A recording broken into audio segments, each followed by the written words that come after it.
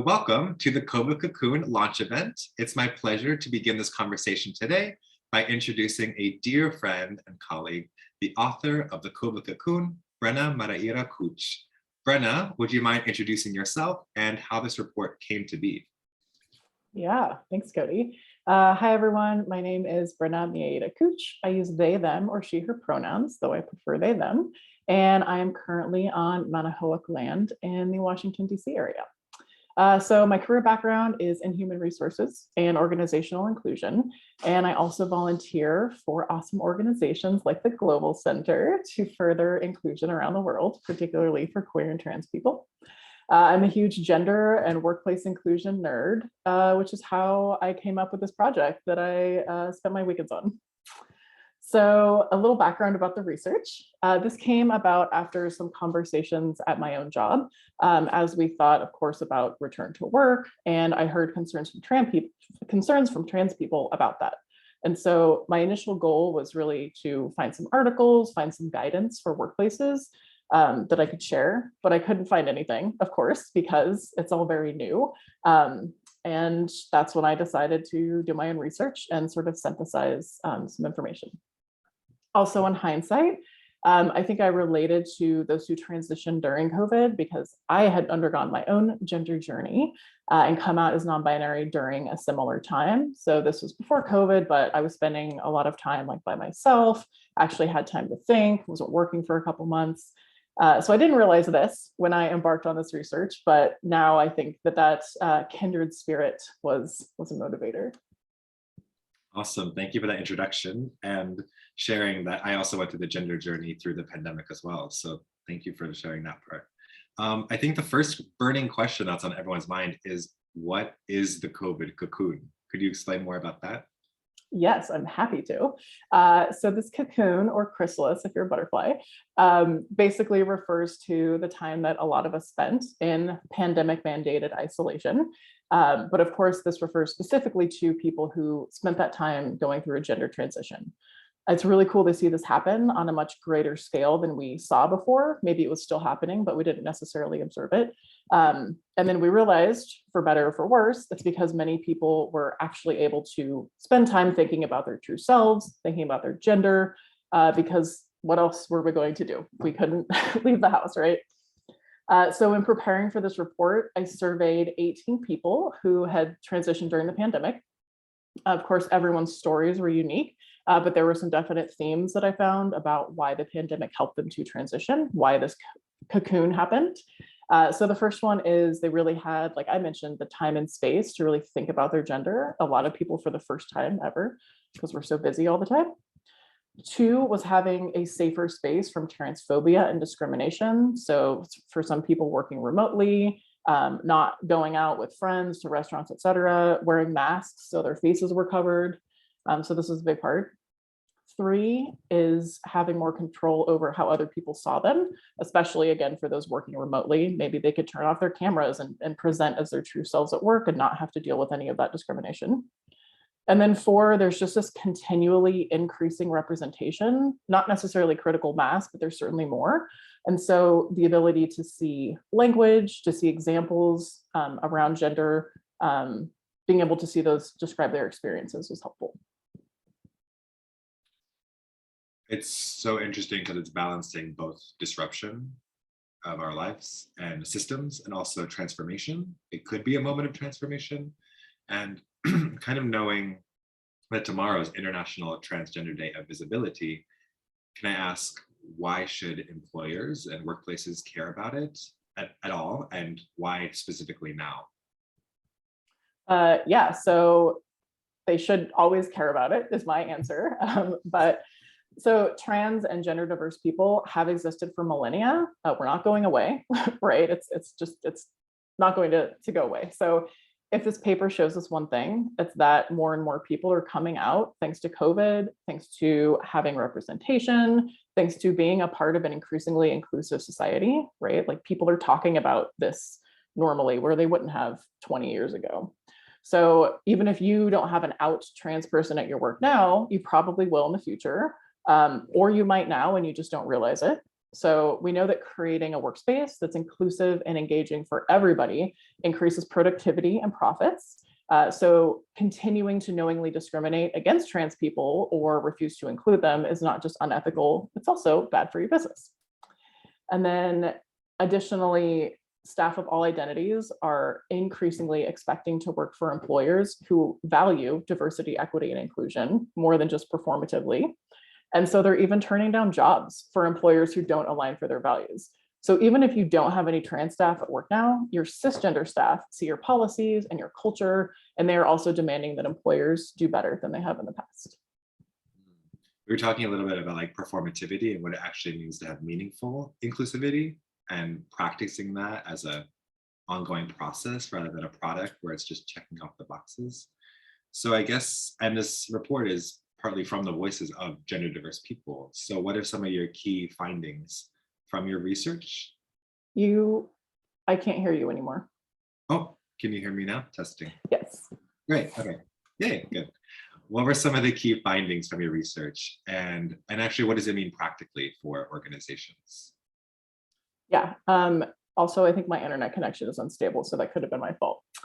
Anyways, like I mentioned earlier, many workplaces currently or will in the future employ trans staff. They might join later this year. Maybe they transitioned during COVID, but they haven't come out at work. Maybe they were already trans and just nobody knew. So regardless, this is something, like I said, it's increasingly important as gender diversity and the demands for workplace inclusion are on the rise. So we really need to pay attention. So what does this actually look like? So staff who have transitioned might come back to in-person work or just to work one day if they've been working in person with a different gender identity. So that means they could have a different gender expression, right? Maybe they're wearing clothes that are more traditionally associated with a different gender, so more feminine or more masculine. They could use a different name, different pronouns, or salutation like ma'am or Mr. or mix. So this also plays into increased expectations of comfort, right? Many of us have been working at home in our pajamas for 2 years, not everybody, obviously.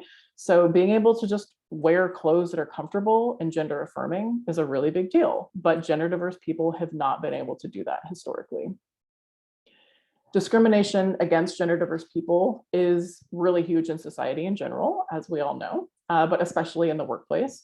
So here, we're raised to believe very strict ideals about professionalism that are centered around white, cisgender, thin, neurotypical norms.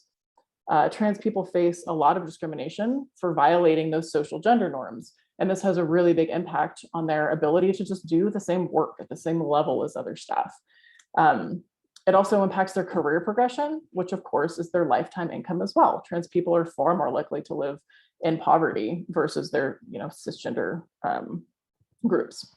So if employers aren't extremely intentional about being inclusive, then they are going to perpetuate this discrimination, even if they don't mean to, right? Most people don't want to do this, but you have to be really intentional about being inclusive.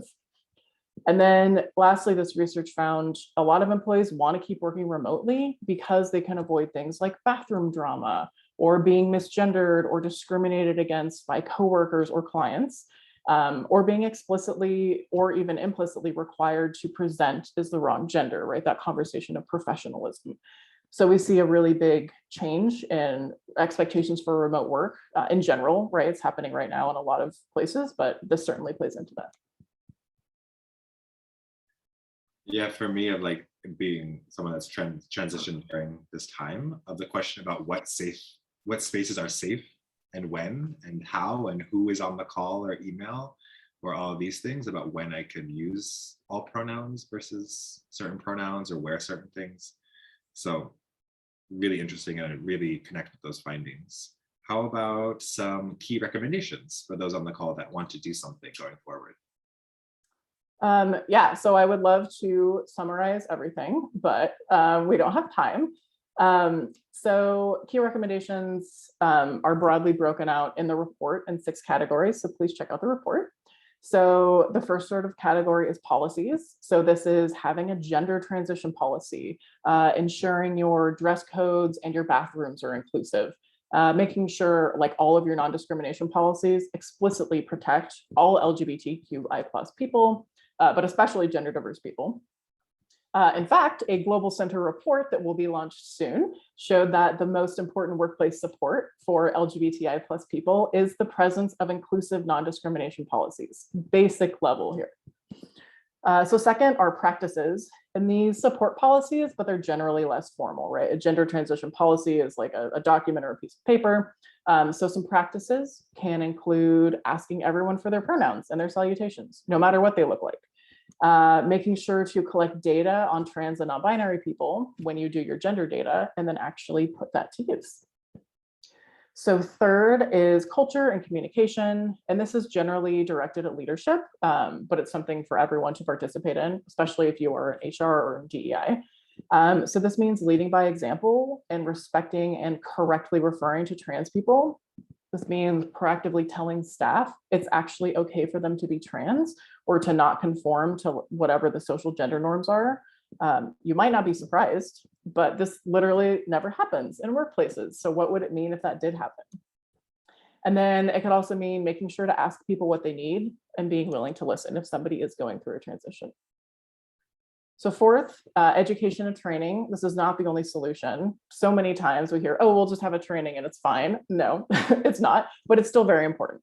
So make sure DEI, diversity, equity, and inclusion training includes gender identity, right? Make sure you can conduct separate trainings on LGBTI issues. Think about making general trainings less cisnormative. So for example, you can include images of trans people in your presentation that has nothing to do with gender. Or you can use examples of issues that a trans employee might face if you're doing like a case study activity or something. Obviously depends on your workplace. Then fifth, there's HR functions, which is my jam as an HR person. So there's lots of ways that traditional HR really needs to adapt to be more gender inclusive. I can speak from experience here. But this includes language and job postings, ensuring the correct name and gender is being used in all workplace systems like email, et cetera. And then including queer and gender diverse staff in analyses like pay inequities, which have traditionally just looked at men and women, or staff turnover. Cis men and women, I should add. And then lastly, number 6 is invest. Please spend your money, hire trans employees, hire trans-led consultants who provide gender identity training, not just cis DEI trainers. Many marginalized people provide so much free labor to educate others about their own inclusion, which just perpetuates the stark income inequality that they face. This happens obviously more than just trans people. Also hire trans people who don't talk about gender at all, like a technical trainer, right? Seeing gender diverse people as part of our everyday life is really important for increasing acceptance, for normalizing, and like just not feeling so awkward around them. So that's, again, a super broad overview. There's lots more detail, lots more information on the report in the recommendation section. So check it out. And then there's also some links to additional workplace resources. This is not comprehensive. It was already 37 pages. I didn't want to include everything in the whole world. So there's some recommendations there if you want for further reading. Thank you so much for sharing really insightful conversation and for volunteering your labor to really create new knowledge and hopefully contribute to a moment of transformation where we can choose to be inclusive in our workplaces and organizations. So thank you for that and for sharing today. If you want to learn more about the findings and key recommendations in the full report, we're going to put the link to the report in the chat box again for those of you that are just joining. And if you're watching the recording later, please feel free to click like and subscribe on the Global Center's social media. We have Facebook, Instagram, Twitter, LinkedIn, TikTok, all of the social media. And we highly encourage you to sign up for our monthly newsletter, which has key updates and upcoming events to stay up to date with the latest happenings of the Global Center.